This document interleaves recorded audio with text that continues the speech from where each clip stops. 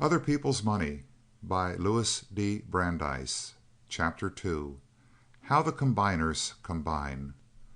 Among the Allies, two New York banks, the National City and the First National, stand preeminent.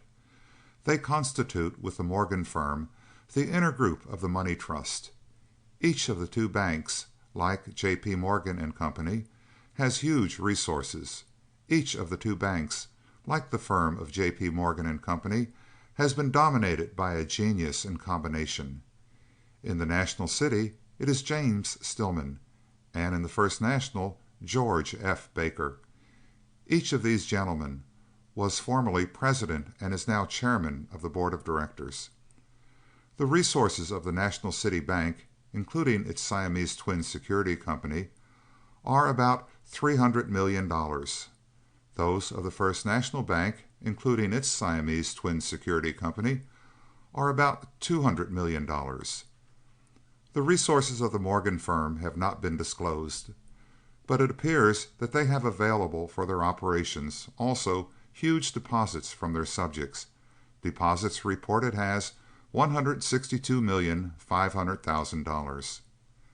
The private fortunes of the chief actors in the combination have not been ascertained, but sporadic evidence indicates how great are the possibilities of accumulation when one has the use of other people's money.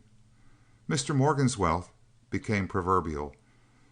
Of Mr. Stillman's many investments, only one was specifically referred to, as he was in Europe during the investigation and did not testify, but that one is significant. His 47,498 shares in the National City Bank are worth about $18 million. Mr. Jacob H. Schliff aptly describes this as a very nice investment. Of Mr. Baker's investments we know more, as he testified on many subjects. His 20,000 shares in the First National Bank are worth at least $20 million. His stock in 6 other New York banks and trust companies are together worth about $3 million. The scale of his investment in railroads may be inferred from his former holdings in the Central Railroad of New Jersey. He was its largest stockholder, so large that with a few friends he held a majority of the $27,436,800 par value of outstanding stock, which the Reading bought at $160 a share. He is a director in 28 other railroad companies, and presumably a stockholder in at least as many. The full extent of his fortune was not inquired into, for that was not an issue in the investigation. But it is not surprising that Mr. Baker saw little need of new laws. When asked, "You think everything is all right as it is in the world, do you not?" he answered, "Pretty nearly." Ramifications of power. But wealth expressed in figures gives a wholly inadequate picture of the Allies' power. Their wealth is dynamic. It is wielded by geniuses in combination. It finds its proper expression in means of control. To comprehend the power of the Allies, we must try to visualize the ramifications through which the forces operate. Mr. Baker is a director in 22 corporations, having, with their many subsidiaries, an aggregate resource or capitalization of $7,272,000,000. But the direct and visible power of the First National Bank, which Mr. Baker dominates, extends further. The Peugeot report shows that its directors, including Mr. Baker's son, are directors in at least 27 other corporations with resources of $4,270,000,000.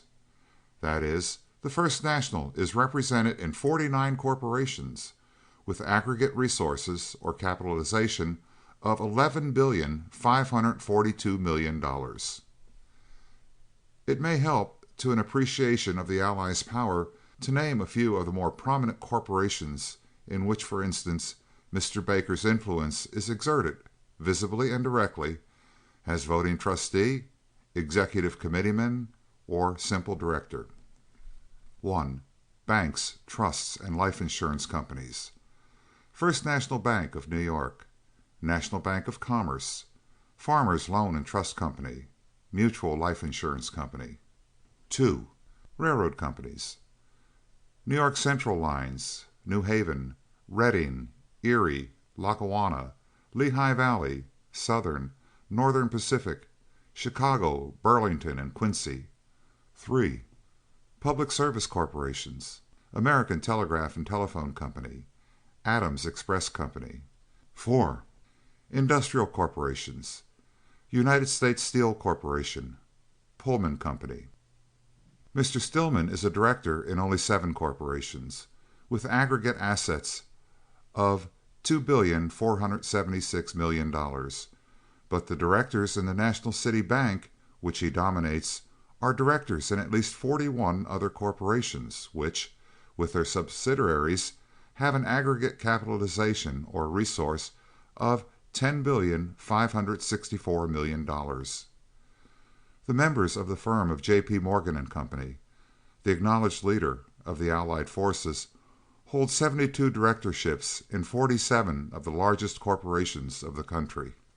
The Peugeot Committee finds that members of J.P. Morgan and Company and the directors of their controlled trust companies and of the First National and the National City Bank together hold 118 directorships in 34 banks and trust companies, having total resources of $2,679,000,000 and total deposits of $1,983,000,000. 30 directorships in 10 insurance companies, having total assets of $2,293,000,000. 105 directorships in 32 transportation systems, having a total capitalization of $11,784,000,000 and a total mileage, excluding express companies and steamship lines, of 150,200. 63 directorships in 24 producing and trading corporations, having a total capitalization of $3,339,000,000. 25 directorships in 12 public utility corporations, having a total capitalization of $2,150,000,000. In all, 341 directorships in 112 corporations, having aggregate resources or capitalization of $22,245,000,000. $22 billion. $22 billion is a large sum, so large that we have difficulty in grasping its significance. The mind realizes size only through comparisons. With what can we compare 22 billions of dollars? 22 billions of dollars is more than 3 times the assessed value of all the property, real and personal, in all New England. It is nearly 3 times the assessed value of all the real estate in the city of New York. It is more than twice the assessed value of all the property in the 13 southern states. It is more than the assessed value of all the property in the 22 states north and south lying west of the Mississippi River. But the huge sum of $22 billion is not large enough to include all the corporations to which the influence of the 3 allies directly and visibly extends. For, first, there are 56 other corporations, not included in the Peugeot schedule, each with capital or resources of over $5 million and aggregating nearly $1,350,000,000, in which the Morgan allies are represented according to the directories of directors. Second, the Peugeot schedule does not include any corporation with resources of less than $5 million. But these financial giants have shown their humility by becoming directors in many such. For instance, members of J.P. Morgan and Company and directors in the National City Bank and the First National Bank are also directors in 158 such corporations. Available publications disclose the capitalization of only 38 of these, but those 38 aggregate $78,669,375. Third, the Peugeot schedule includes only the corporations in which the Morgan associates actually appear by name as directors. It does not include those in which they are represented by dummies or otherwise.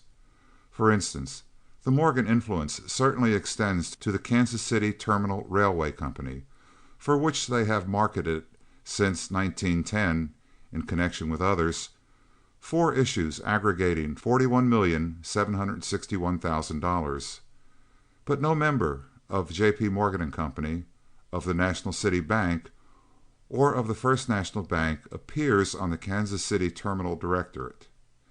Fourth, the Peugeot schedule does not include all the subsidiaries of the corporation scheduled. For instance, the capitalization of the New Haven system is given as $385 million. That sum represents the bond and stock capital of the New Haven Railroad. But the New Haven system comprises many controlled corporations whose capitalization is only to a slight extent included, directly or indirectly, in the New Haven Railroad balance sheet. The New Haven, like most large corporations, is a holding company also, and a holding company may control subsidiaries while owning but a small part of the latter's outstanding securities. Only the small part so held will be represented in the holding company's balance sheet.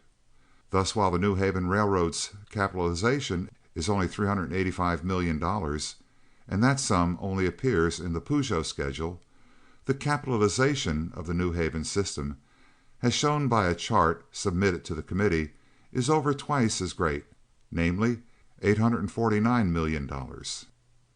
It is clear, therefore, that the $22 billion referred to by the Peugeot committee understates the extent of the concentration effected by the inner group of the money trust. Cementing the Triple Alliance. Care was taken by these builders of imperial power that their structure should be enduring. It has been buttressed on every side by joint ownerships and mutual stockholdings, as well as by close personal relationships. For directorships are ephemeral and may end with a new election. Mr. Morgan and his partners acquired 1/6 of the stock of the First National Bank and made a $6 million investment in the stock of the National City Bank. Then J.P. Morgan and Company, the National City, and the First National, or their dominant officers, Mr. Stillman and Mr. Baker, acquired together by stock purchases and voting trusts control of the National Bank of Commerce with its $190 million of resources, of the Chase National with $125 million, of the Guarantee Trust Company with $232 million, of the Bankers Trust Company with $205 million, and of a number of smaller but important financial institutions. They became joint voting trustees in great railroad systems, and finally, as if the Allies were united into a single concern, loyal and efficient service in the banks, like that rendered by Mr. Davidson and Mr. Lamont in the First National, was rewarded by promotion to membership in the firm of J.P. Morgan and Company. The Provincial Allies. Thus equipped and bound together, J.P. Morgan and Company, the National City, and the First National easily dominated America's financial center, New York. For certain other important bankers, to be hereafter mentioned, were held in restraint by gentlemen's agreements. The three allies dominated Philadelphia, too, for the firm of Drexel and Company is J.P. Morgan and Company under another name. But there are two other important money centers in America, Boston and Chicago. In Boston there are two large international banking houses, Lee, Higginson and Company, and Kidder Peabody and Company, both long established and rich, and each possessing an extensive, wealthy clientele of eager investors in bonds and stocks. Since 1907, each of these firms has purchased or underwritten, principally in conjunction with other bankers, about 100 different security issues of the greater interstate corporations, the issues of each banker amounting, in the aggregate, to over $1 billion. Concentration of banking capital has proceeded even further in Boston than in New York. By successive consolidations, the number of national banks has been reduced from 58 in 1898 to 19 in 1913. There are in Boston now also 23 trust companies.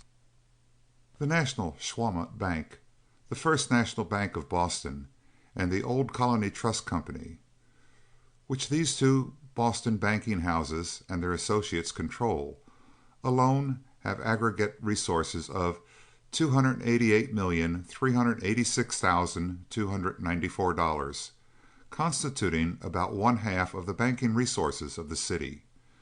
These great banking institutions, which are themselves the result of many consolidations, and the 21 other banks and trust companies in which their directors are also directors, hold together 90% of the total banking resources of Boston. And linked to them by interlocking directorates are 9 other banks and trust companies whose aggregate resources are about 2.5% of Boston's total.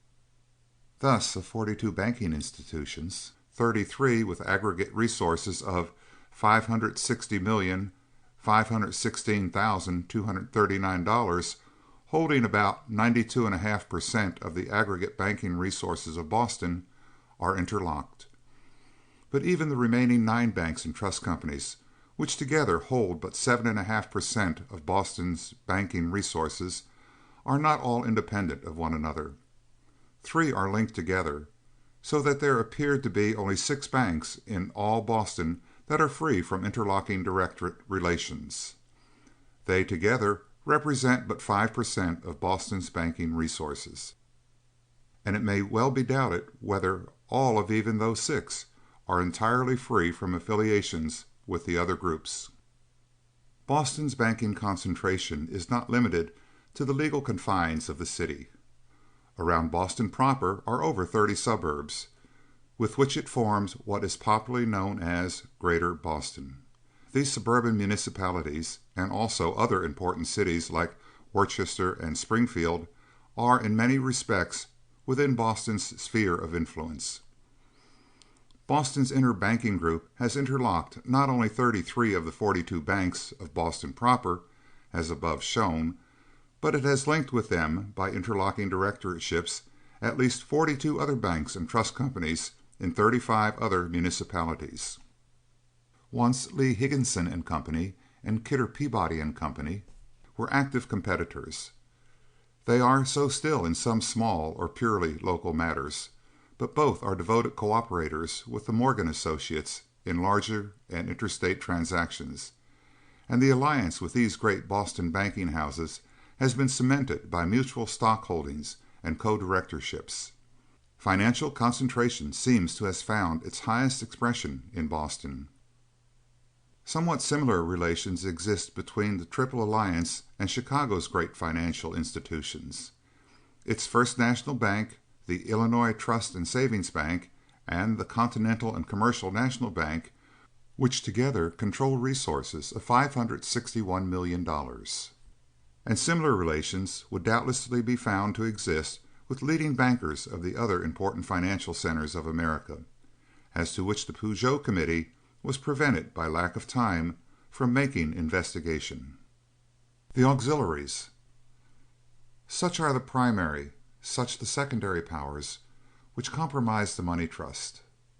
But these are supplemented by forces of magnitude, radiating from these principal groups, says the Peugeot Committee, and closely affiliated with them are smaller but important banking houses such as Kissel, Kennicott and Company, White Weld and Company, and Harvey Fisk and Sons, who receive large and lucrative patronage from the dominating groups, and are used by the latter as jobbers or distributors of securities, the issuing of which they control, but for which reasons of their own they prefer not to have issued or distributed under their own names. Lee, Higginson and Company, besides being partners with the inner group, are also frequently utilized in this service because of their facilities as distributors of securities. For instance, J.P. Morgan and Company, as fiscal agents of the New Haven Railroad, had the right to market its securities and that of its subsidiaries. Among the numerous New Haven subsidiaries is the New York, Westchester, and Boston, the road which cost $1,500,000 a mile to build, and which earned a deficit last year of nearly $1,500,000, besides failing to earn any return upon the New Haven's own stock and bond investment of $8,241,951. When the New Haven concluded to market $17,200,000 of these bonds, J.P. Morgan and Company, for reasons of their own, preferred not to have these bonds issued or distributed under their own name. The Morgan firm took the bonds at 92.5 net, and the bonds were marketed by Kissel, Kennicott and Company and others at 96.25. The Satellites. The alliance is still further supplemented, as the Peugeot Committee shows. Beyond these intergroups and subgroups are banks and bankers throughout the country who cooperate with them in underwriting or guaranteeing the sales of securities offered to the public, and who also act as distributors of such securities. It was impossible to learn the identity of these corporations, owing to the unwillingness of the members of the intergroup to disclose the names of their underwriters, but sufficient appears to justify the statement that there are at least hundreds of them, and that they extend into many of the cities throughout this and foreign countries. The patronage thus proceeding from the intergroup and its subgroups is of great value to these banks and bankers, who are thus tied by self-interest to the great issuing houses, and may be regarded as part of this vast financial organization.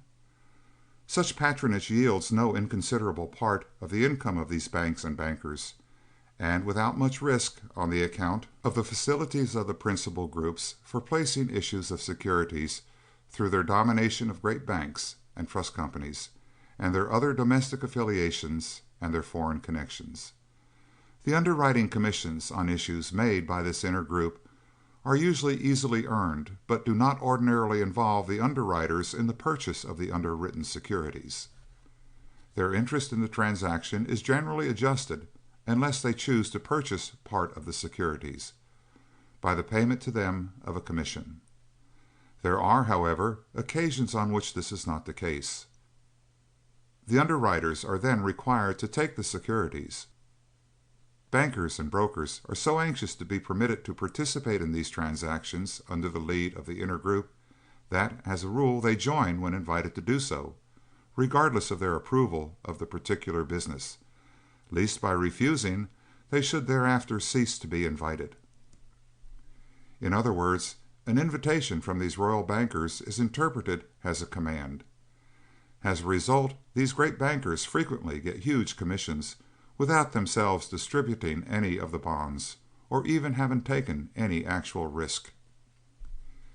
In the case of the New York subway financing, $170 million of bonds by Messrs. Morgan and Company and their associates, Mr. Davison, as the Peugeot Committee reports, estimated that there were from 100 to 125 such underwriters who were apparently glad to agree that Messrs. Morgan and Company, the First National Bank, and the National City Bank should receive 3%, equal to $5,100,000 for forming this syndicate, thus relieving themselves from all liability, whilst the underwriters assumed the risk of what bonds would realize and of being required to take their share of the unsold portion. The protection of pseudo-ethics. The organization of the money trust is intensive, the combination comprehensive, but one other element was recognized as necessary to render it stable and to make its dynamic force irresistible. Despotism, be it financial or political, is vulnerable unless it is believed to rest upon a moral sanction. The longing for freedom is ineradicable. It will express itself in protest against servitude and inaction unless the striving for freedom be made to seem immoral. Long ago monarchs invented, as a preservative of absolutism, the fiction of the divine right of kings. Bankers, imitating royalty, invented recently the precious rule of so-called ethics, by which it is declared unprofessional to come to the financial relief of any corporation which is already the prey of another reputable banker. The possibility of competition between these banking houses in the purchase of securities, says the Peugeot Commission, is further removed by the understanding between them and others that one will not seek, by offering better terms, to take away from another a customer which it has theretofore served, and by corollary of this, namely, that where given bankers having once satisfactorily united in bringing out an issue of a corporation, they shall also join in bringing out any subsequent issue of the same corporations. This is described as a principle of banking ethics. The ethical basis of the rule must be that the interests of the combined bankers are superior to the interests of the rest of the community. Their attitude reminds one of the sphere of influence with ample hinterlands, which rapacious nations are adjusting differences. Important banking concerns, too ambitious to be willing to take a subordinate position in the alliance, and too powerful to be suppressed, are accorded a financial sphere of influence upon the understanding that the rule of banking ethics will be faithfully observed. Most prominent among such lesser potentates are Kuhn, Loeb and Company, of New York, an international banking house of great wealth with large clientele and connections. They are accorded an important sphere of influence in American railroading, including among other systems the Baltimore and Ohio, the Union Pacific, and the Southern Pacific. They and the Morgan Group have, with few exceptions, preempted the banking business of the important railroads of the country. But even Kuhn, Loeb and Company are not wholly independent. The Peugeot Committee reports that they are qualified allies of the inner group, and through their close relations with the National City Bank and the National Bank of Commerce and other financial institutions, have many interests in common with the Morgan Associates, conducting large joint account operations with them. The evils resultant. First, these banker barons levy, through their excessive exactions, a heavy toll upon the whole community, upon owners of money for leave to invest it, upon railroads, public service and industrial companies for leave to use this money of other people, and, through these corporations, upon consumers. The charge of capital, says the Peugeot Committee, which of course enters universally into the price of commodities and of service, is thus in effect determined by agreement among those supplying it, and not under the check of competition.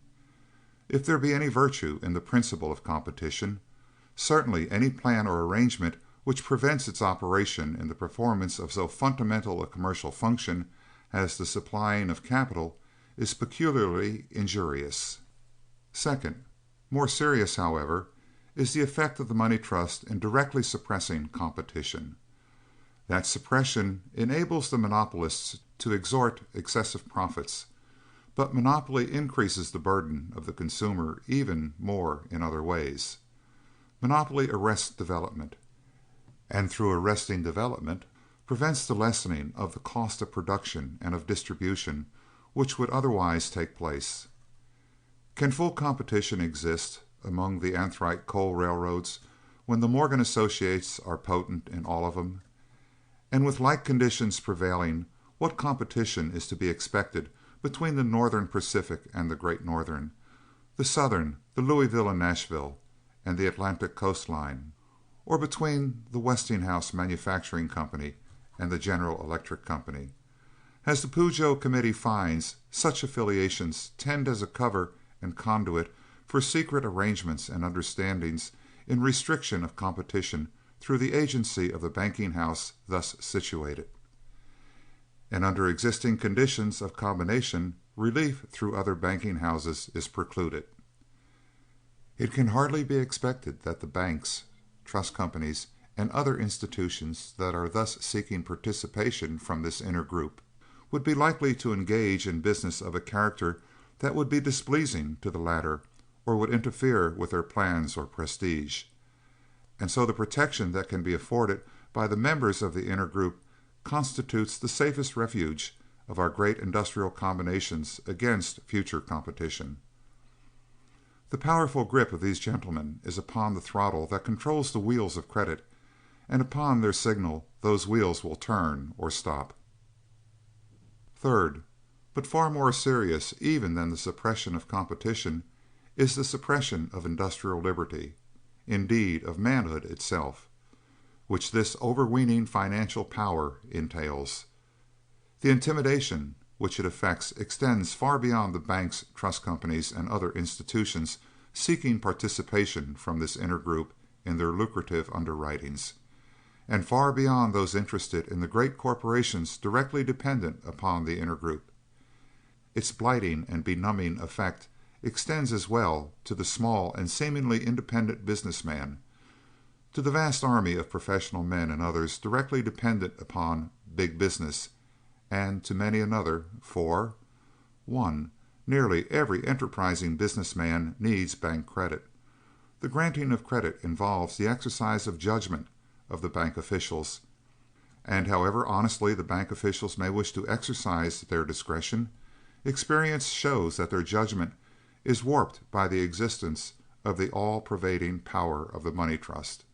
He who openly opposes the great interests will often be found to lack that quality of safe and saneness which is the basis of financial credit.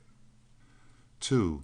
Nearly every enterprising businessman and a large part of our professional men have something to sell to, or must buy something from, the great corporations to which the control or influence of the money lords extends directly, or from or to affiliated interests. Sometimes it is merchandise, sometimes it is service, sometimes they have nothing either to buy or to sell, but desire political or social advancement. Sometimes they want merely peace. Experience shows that it is not healthy to buck against a locomotive, and business is business. Here and there you will find a hero, red-blooded and courageous, loving manhood more than wealth, place, or security, who dared to fight for independence and won. Here and there you may find the martyr, who resisted in silence and suffered with resignation. But America, which seeks the greatest good of the greatest number, cannot be content with conditions that fit only the hero, the martyr, or the slave. End of chapter 2. Recording by Richard Kilmer, Rio Medina, Texas.